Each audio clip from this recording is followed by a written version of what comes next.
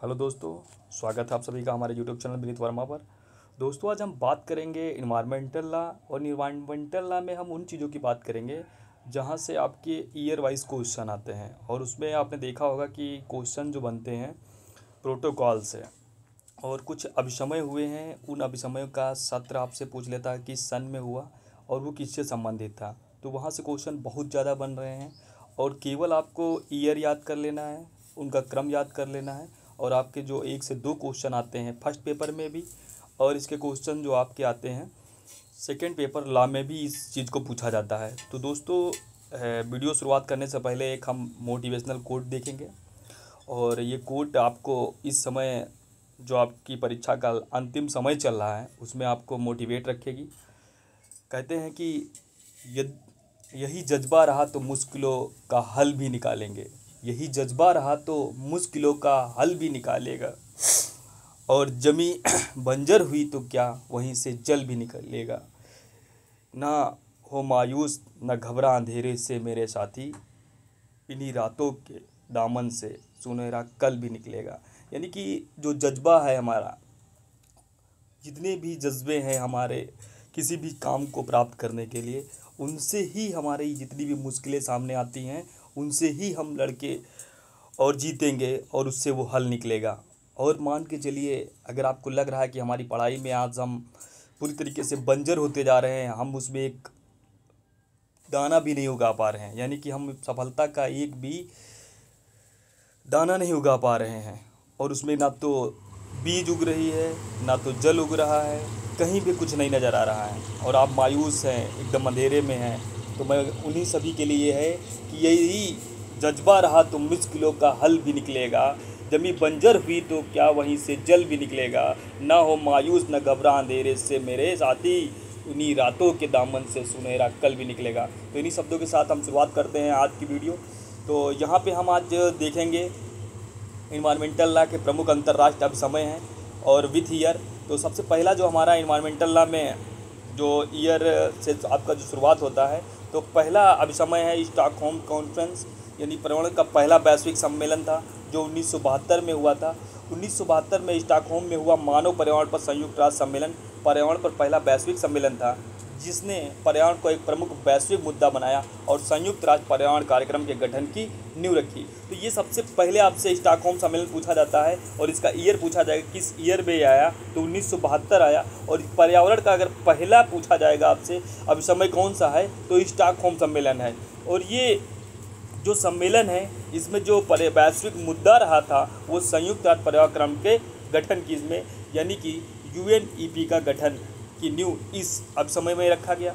अगला हमारा अभिसमय है जहाँ से भी क्वेश्चन बन रहा है, और इसमें आप देखेंगे कि बात की जा रही है यूनाइटेड नेशन इन्वायरमेंटल प्रोग्राम, यानी कि UNEP। ये भी आपका 1972 में आया। और इसमें हम देखते हैं कुछ मुख्य बिंदु कि संयुक्त राष्ट्र पर्यावरण कार्यक्रम एक अंतर्राष्ट्रीय संगठन है जिसकी स्थापना 1972 में मानव पर्यावरण पर संयुक्त राष्ट्र सम्मेलन के परिणामस्वरूप हुई थी। यह संयुक्त राष्ट्र प्रणाली के भीतर पर्यावरण संबंधी मुद्दों पर वैश्विक स्तर पर काम करता है और पर्यावरण संरक्षण के लिए नेतृत्व प्रदान करता है। UNEP की स्थापना 1972 में हुई। पहला क्वेश्चन आपका तैयार होना चाहिए। फिर बात आती है कि ये कहाँ पे हुआ, तो ये संपन्न हुआ स्टॉकहोम सम्मेलन, इसका स्टॉकहोम में हुआ। और इसका मुख्यालय जो है वो नैरोबी यानी केन्या में है। इसका उद्देश्य क्या है, तो वैश्विक पर्यावरण संबंधित समस्या का समाधान करना। UNEP के कार्य क्या हैं, तो पर्यावरण संबंधी मुद्दों पर वैश्विक स्तर पर काम करना, पर्यावरण संरक्षण के लिए नेतृत्व प्रदान करना, विभिन्न पर्यावरणीय कार्यक्रम और सम्मेलनों का विकास करना, पर्यावरण संबंधी जानकारी को बढ़ावा देना और जलवायु परिवर्तन, समुद्री और स्थलीय पारिस्थितिकी तंत्र को देखरेख करना और हरित अर्थव्यवस्था के विकास में योगदान करना। ये इसके हो गए कार्य। और फिर हम देखते हैं कि इसका महत्व क्या है। यह पर्यावरण संबंधी मुद्दों पर वैश्विक स्तर पर काम करने वाला एक महत्वपूर्ण जो है संगठन है। या पर्यावरण संरक्षण के लिए नेतृत्व प्रदान करता है, या विभिन्न पर्यावरणीय कार्यक्रम और सम्मेलन पर विकास करता है जिससे पर्यावरण संरक्षण की दिशा में महत्वपूर्ण कदम उठाए जाते हैं। इससे संबंधित कुछ अन्य महत्वपूर्ण बातें हैं जिनको हम देखते हैं। UNEP ने हानिकारक रसायनों के अंतर्राष्ट्रीय व्यापार, अंतर्राष्ट्रीय जल मार्ग प्रदूषण और सीमा पार वायु प्रदूषण के क्षेत्र में भी दिशा निर्देश और संधियाँ विकसित करने में मदद की है। या उन व्यक्तियों और संस्थाओं को भी पुरस्कार और सम्मान प्रदान करता है जिन्होंने पर्यावरण संरक्षण के क्षेत्र में उत्कृष्ट कार्य किया है। UNEP संयुक्त राष्ट्र के भीतर पर्यावरण संबंधित मुद्दों पर विभिन्न एजेंसियों के साथ समन्वय भी स्थापित करता है। तो आपको याद रखना है united nation environmental programme UNEP 1972 का है। पहला जो आपने स्टॉकहोम सम्मेलन पढ़ा वो भी 1972 का था। तो फिर अगला हम जब देखते हैं, अगला हमारा जो बात करेंगे हम वन्य जीव और वनस्पतियों की लुप्त पर्याय प्रजातियों में अंतर्राष्ट्रीय व्यापार पर सम्मेलन यानी कि CITES जो है ये किससे संबंधित है, और ये 1973 में आया। यह एक अंतर्राष्ट्रीय समझौता है, यह सरकारों के बीच एक समझौता है जिसका उद्देश्य यह सुनिश्चित करना है कि पौधों और जानवरों के अंतर्राष्ट्रीय व्यापार से उनके अस्तित्व को खतरा न हो। यानी कि जो पौधे हैं, पेड़ पौधे हैं, जो भी पशु पक्षी हैं, इनको किसी भी तरीके से अंतर्राष्ट्रीय व्यापार में उनके अस्तित्व को खतरा न हो, तो इसके लिए एक प्रोग्राम आया वन्य जीव और वनस्पति की लुप्त पर्याय प्रजातियों में अंतर्राष्ट्रीय व्यापार पर सम्मेलन। ये आया था 1973 में।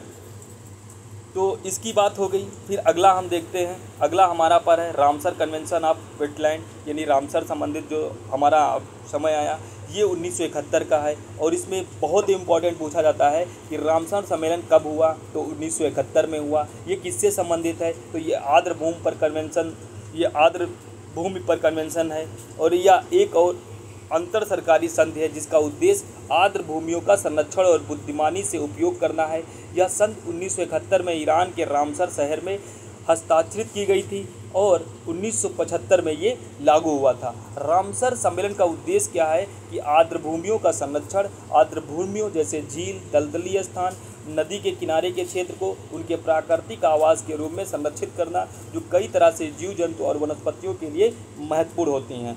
आर्द्र भूमियों को जो बुद्धिमानी उपयोग करने के संबंध में बताया गया है कि आर्द्र भूमियों को उपयोग इस तरह से करना चाहिए जिससे उनकी पारिस्थितिकी चरित्र बना रहे और सतत विकास में योगदान कर सके। अंतर्राष्ट्रीय सहयोग, राष्ट्रीय स्तर पर और अंतर्राष्ट्रीय स्तर पर आर्द्र भूमियों को संरक्षण और प्रबंधन के लिए सहयोग को बढ़ावा देना। रामसर सम्मेलन का महत्व क्या है, तो वैश्विक स्तर पर जो है ये कहा जाता है कि यह आर्द्र भूमियों के संरक्षण के लिए एक महत्वपूर्ण अंतर्राष्ट्रीय संधि है जो दुनिया भर में कई देशों को आर्द्र भूमियों में संरक्षण और प्रबंधन के लिए मार्गदर्शन करती है। और इसका जो संबंध है सतत विकास से भी है, यानी आर्द्र भूमियों के संरक्षण और बुद्धिमानी से उपयोग में जलवायु परिवर्तन पर संसाधन प्रबंधन और जैविक विविधता के संरक्षण में महत्वपूर्ण भूमिका निभाई जा सकती है। और ये पर्यावरण संरक्षण आर्द्र भूमि कई तरह से जीव जंतु और वनस्पतियों के लिए प्राकृतिक आवास प्रदान करती है, जिससे आर्द्र भूमियों के संरक्षण से जैव विविधता को संरक्षित करने में मदद मिलती है। तो इस तरीके से हमने देख लिया कि रामसर कन्वेंशन ऑफ वेटलैंड 1971 में आया। और ये जो आपने देखा था कि ये इसकी जो शुरुआत हुई थी, इसकी शुरुआत भी आपने देख ली।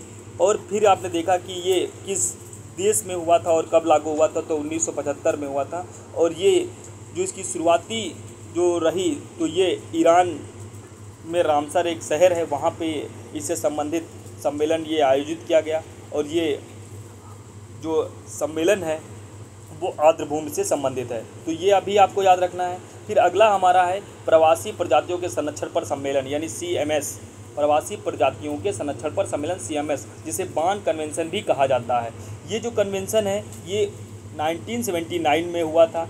और इस कन्वेंशन में कहा जाता है कि एक अंतर्राष्ट्रीय संधि है जो वन्य जीव की प्रवासी प्रजातियों के संरक्षण पर सतत उपयोग के लिए एक वैश्विक मंच प्रदान करता है। यह सन 1979 में स्थापित की गई थी और 1983 में प्रभावी हुई है। तो केवल हमको यहाँ से केवल इतना ही याद रखना है। अगर आपसे कल क्वेश्चन आए कि प्रवासी प्रजातियों के संरक्षण पर सम्मेलन कहाँ हुआ था, तो ये बान कन्वेंशन भी इसको कहा जाता है, यानी बान में हुआ था। और ये कब हुई थी संधि, तो 1979 में हुई थी। और ये जो प्रभावी रूप से लागू हुआ था वो 1983 में लागू हुआ था।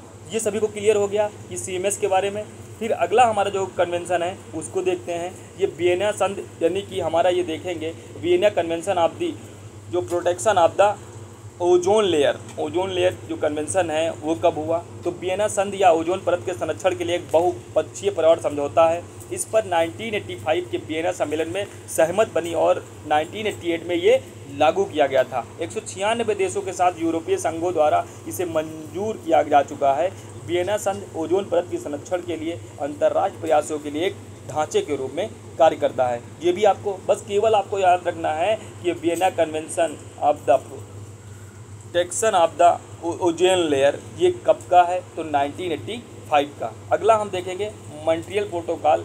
मॉन्ट्रियल प्रोटोकॉल ये भी 1927 का है। ये ओजोन परत संरक्षण से संबंधित है। इसमें देखेंगे कि मॉन्ट्रियल प्रोटोकॉल एक अंतर्राष्ट्रीय समझौता है जो 1987 में ओजोन परत की रक्षा के लिए किया गया था। या ओजोन जो है जो संरक्षणकारी पदार्थ यानी ओडीएस के उत्पादन और खपत को चरणबद्ध तरीके से समाप्त करने का लक्ष्य रखता है। ओडीएस जैसे रेफ्रिजरेटर और कंडीशनर में इस्तेमाल होने वाला एक रसायन है। यहाँ से भी क्वेश्चन बहुत ज़्यादा पूछा जाता है और यहाँ पे हमको जो याद रखना है कि मॉन्ट्रियल प्रोटोकॉल किससे संबंधित है? तो ओजोन परत के संरक्षण से संबंधित है और 1987 का ये कन्वेंशन है। अगला हम देखेंगे बेसल कन्वेंशन। ये 1989 का है। एक अंतर्राष्ट्रीय संधि है जो खतरनाक अपशिष्ट के सीमा पार आवागमन और उनके निपटान को नियंत्रित करती है। यह कन्वेंशन 22 मार्च 1989 को अपनाया गया और 1992 में ये लागू हुआ।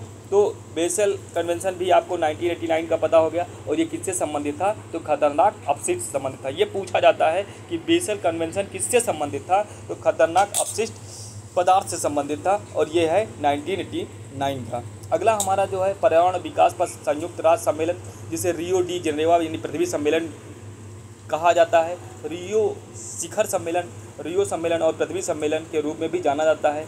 रियो डे में आयोजित एक प्रमुख संयुक्त राष्ट्र सम्मेलन है। रियो डी जेनेवा जो सम्मेलन है ये 3 जून से 14 जून 1992 तक, एक बार पूछा गया था कि कब से कब तक ये रहा, तो ये जो कन्वेंशन रहा ये 3 जून से 14 जून 1992 तक रहा। तो रियो यानी अर्थ यानी समिट 1992 ये बहुत इंपॉर्टेंट है, ये सभी आपको बस याद रखना है और जब मैचिंग के लिए आए तो आपसे ईयर गलत वहाँ पे ना हो। अगला हमारा कन्वेंशन है जो UNFCCC संबंधित है यानी United nation framework convention of the climate change, 1992 का ये भी है। और इसमें हम देखते हैं कि ये जो संबंधित है ये जलवायु परिवर्तन पर संयुक्त राष्ट्र की रूपरेखा सम्मेलन है। एक अंतर्राष्ट्रीय संधि है जिसे 1992 में अपनाया गया था। इसका मुख्य उद्देश्य है ग्रीन हाउस गैसों की वायुमंडलीय सांद्रता की स्थिर करना ताकि जलवायु प्रणाली के साथ खतरनाक मानव निर्मित हस्तक्षेप को रोका जा सके। इसका उद्देश्य है जलवायु परिवर्तन के कारण होने वाले मानव निर्मित हस्तक्षेप को कम करना और ग्रीन हाउस गैसों के उत्सर्जन में कमी लाना। जो ये अपनाया गया 1992 में अपनाया गया और इसका महत्व देखते हैं कि यह अंतर्राष्ट्रीय जलवायु परिवर्तन सहयोग के लिए एक बुनियादी ढांचा है जिस पर क्योटो प्रोटोकॉल और पेरिस समझौते जैसे समझौते इस पर आधारित है। ये कार्य क्या करता है? ये देशों को ग्रीन हाउस गैस उत्सर्जन डेटा तैयार करने और साझा करने के लिए प्रोत्साहित करता है। इसका अंतर्राष्ट्रीय सहयोग क्या है? तो UNFCCC जो अंतर्राष्ट्रीय स्तर पर जलवायु परिवर्तन पर सहयोग को बढ़ावा देता है और इस समस्या से निपटान के लिए एक मंच प्रदान करता है। तो ये भी आप सभी को बहुत इंपॉर्टेंट है, इसको भी याद रखना है। और इसका फुल फॉर्म भी कई बार पूछ लेता है कि UNFCCC का फुल फॉर्म क्या है? तो United nation framework convention of climate change, ये भी आपको याद रखना है। और UGC नेट के फर्स्ट पेपर में भी यहाँ से फुल फॉर्म बहुत बार पूछा गया है, ये आप लोग याद कर लेना। अगला हमारा है 1992 का जो एक कन्वेंशन है CBD। ये आपका जो कन्वेंशन है कन्वेंशन एंड जो इसको भी आपको याद रख के जाना है, ये भी 1992 का है। 1992 में ब्राज़ील के रियो डी जेनेरियो में आयोजित पृथ्वी शिखर सम्मेलन के दौरान जैव विविधता पर कन्वेंशन यानी CBD पर हस्ताक्षर किए गए। यह कन्वेंशन 29 दिसंबर 1993 को लागू हुआ। CBD के 3 उद्देश्य थे: जैव विविधता का संरक्षण, संसाधनों का सतत उपयोग और आनुवंशिक साधनों के उपयोग से उत्पन्न लाभों का न्यायसंगत बंटवारा। तो आपसे पूछा जाएगा कि जो सबसे पहले यहाँ पे पूछा जाता है कि CBD किससे संबंधित है? तो ये संबंधित है किससे? तो ये संबंधित है एक तरीके से जो मरुस्थलीय भूमि है उनके संरक्षण से है। फिर आपसे पूछा जाएगा कि ये किसकी द्वारा उत्पन्न किया गया था? तो पृथ्वी शिखर सम्मेलन के दौरान जैव विविधता पर जो कन्वेंशन हुआ था उससे ये निकल के आया था। तो ये आपको याद रखना है और यहाँ से भी क्वेश्चन पूछा जाता है। तो इसका फुल फॉर्म भी पूछा जाता है कि CBD का फुल फॉर्म क्या है? तो convention of biological diversity, convention of biological diversity, तो ये भी आपको याद रखना है। अगला हमारा जो है क्योटो प्रोटोकॉल 1997 का ये प्रोटोकॉल है। तो क्योटो प्रोटोकॉल से जो भी पूछा जाता है वो आप सभी के स्क्रीन पे दिख रहा होगा कि क्योटो प्रोटोकॉल 1997 एक अंतर्राष्ट्रीय संधि है जिसका उद्देश्य ग्रीन हाउस गैसों के उत्सर्जन को कम करना है, जिससे ग्लोबल वार्मिंग से निपटा जा सके। यह जलवायु परिवर्तन पर संयुक्त राष्ट्र फ्रेमवर्क कन्वेंशन के तहत एक समझौता है। पूछा जाता है कि ये किसके तहत समझौता है, तो ये संयुक्त राष्ट्र फ्रेमवर्क कन्वेंशन के तहत एक समझौता है क्योटो प्रोटोकॉल। ये इतना आपको याद रखना है। और ये संबंधित किससे है, तो ग्रीन हाउस गैस के उत्सर्जन को कम करने से संबंधित है। अगला हमारा जो कन्वेंशन है वो हमको देखना है। ये जैव विविधता पर कन्वेंशन के लिए जैव सुरक्षा पर कार्टाजेना प्रोटोकॉल है 2003 से प्रभावी हुआ है। और जैव विविधता पर कन्वेंशन के पूरक के रूप में जैव सुरक्षा पर एक अंतर्राष्ट्रीय समझौता है। जैव सुरक्षा प्रोटोकॉल जैविक विविधता को आनुवांशिक रूप से संशोधित जीवों द्वारा उत्पन्न संभावित जोखिम से बचाने का प्रयास करता है। और ये जो कन्वेंशन है बहुत ही इम्पोर्टेंट है, केवल आपको देखना है यहाँ पे कि ये कब आया, तो 2000 में आया। अगला हमारा है नगोया प्रोटोकॉल। नगोया प्रोटोकॉल 2010 का है, एक अंतर्राष्ट्रीय समझौता है जिसका उद्देश्य है आनुवांशिक संसाधनों तक पहुँच और उनके उपयोग से होने वाले लाभों का निष्पक्ष और न्यायसंगत बंटवारा सुनिश्चित करना। इसी यहाँ पे डेट पूछी गई थी, तो ये डेट भी आपको रखना याद कि 29 अक्टूबर 2002 को ये नगोया जापान में अपनाया गया था और 12 अक्टूबर 2014 को ये लागू हुआ था। तो ये अपनाया कब गया था, तो 29 अक्टूबर 2010 को नगोया जापान में अपनाया गया था और 12 अक्टूबर 2014 को ये लागू हुआ था। ये भी आपको याद रखना है। फिर हमारा अगला जो अंतिम मोस्ट इम्पॉर्टेंट है पेरिस समझौता। पेरिस समझौता 2015 का समझौता है और ये समझौता जो संबंधित है जलवायु परिवर्तन पर नवीन वैश्विक समझौता है। और ये जलवायु परिवर्तन पर एक ऐतिहासिक अंतर्राष्ट्रीय संधि है जिसे 12 दिसंबर 2015 को पेरिस में COP 21 में, ये भी पूछा गया था कि पेरिस समझौता कब आया, तो COP 21 में आया था और 196 दलों द्वारा अपनाया गया था। और ये 14 नवंबर 2016 को लागू हुआ था और इसका मुख्य उद्देश्य था वैश्विक तापमान वृद्धि को पूर्व औद्योगिक स्तरों से 2 डिग्री सेंटीग्रेड से नीचे रखा जाए और 1.5 डिग्री सेंटीग्रेड तक सीमित रखा जाए। तो ये परसेंटेज भी पूछा जाता था कि कितने स्तर तक हमको लाना है वैश्विक जो आपके तापमान है, तो 2 डिग्री सेल्सियस से और इसको जो लाने की सीमित रखने की बात की गई थी तो 1.5 डिग्री सीमित रखना। तो दोस्तों मैं इस वीडियो को इसलिए बनाया हूँ कि आप केवल ईयर यहाँ से याद कर लें और मैचिंग समझ लीजिए और फुल फॉर्म जिनकी मैंने बताया वहाँ पे आपको क्या करना है, वो फुल फॉर्म भी तैयार करना है। तो दोस्तों मैं यहीं पे इस वीडियो को समाप्त करता हूँ और आगे आपको चाहिए कोई भी ऐसा टॉपिक जहाँ पे आपसे क्वेश्चन हमेशा पूछे जा रहे हैं तो उसको मैं केवल बना के एक स्लाइड आपको दे दूँगा। और हमारे टेलीग्राम चैनल पे आप जाइए, साईं ला ग्रुप नाम से मेरा टेलीग्राम चैनल है और वहाँ पे आप जाएंगे तो इस चीज़ों को बहुत ही अच्छे से वहाँ पे सारी आपको PDF मिल जाती हैं। तो एक बार वहाँ पे भी जुड़िए। तो दोस्तों आपके समझ जो हमारी जो CRPC की सीरीज़ चल रही है, TPA की सीरीज़ चल रही है, आप उसको भी एक बार देखिए और वहाँ पे लाइक भी करिए और कमेंट भी करिए। अगर उसमें कोई सुधार करने की गुंजाइश है तो उस सुधार भी के लिए आप सुझाव देंगे तो सुधार भी किया जाएगा। तो दोस्तों यहीं पे हम समाप्त करते हैं। नमस्कार।